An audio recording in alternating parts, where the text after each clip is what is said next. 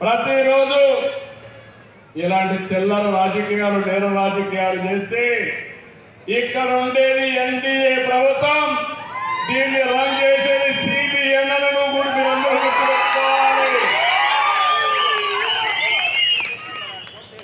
నేను ఒకటే విజ్ఞప్తి చేస్తున్నా, ఈ రాష్ట్రాన్ని అభివృద్ధి చేయడం కోసం కంకణం కట్టుకొని ముందుకు వెళ్ళినప్పుడు చాలా విషయాల్లో మీరు అందరూ కూడా ఇక్కడ ఉన్నారు, రాష్ట్రంలో ఉండే కార్యకర్తలు ఉన్నారు. ఈ రాష్ట్రంలో లా అండ్ ఆర్డర్ ఉండాలి, శాంతి భద్రతను పరిరక్షించాలి. అప్పుడే పెట్టుబడులు వస్తాయి, అప్పుడే మనం అనుకున్నటువంటి స్వర్ణాంధ్ర 2047కి మనం రీచ్ అయ్యే పరిస్థితికి వస్తాం. మీరు త్యాగాలు చేశారు, చాలా ఇబ్బందులు పడ్డారు. మీ అందరికంటే నేను కూడా ఇబ్బంది పడ్డా. ఎందుకు ఇబ్బంది పడ్డానంటే మిమ్మల్ని కాపాడుకుంటూ నన్ను నేను కాపాడుకోవడానికి ఎన్ని ఇబ్బందులు పడ్డానో అన్ని ఇబ్బందులు పడ్డాం.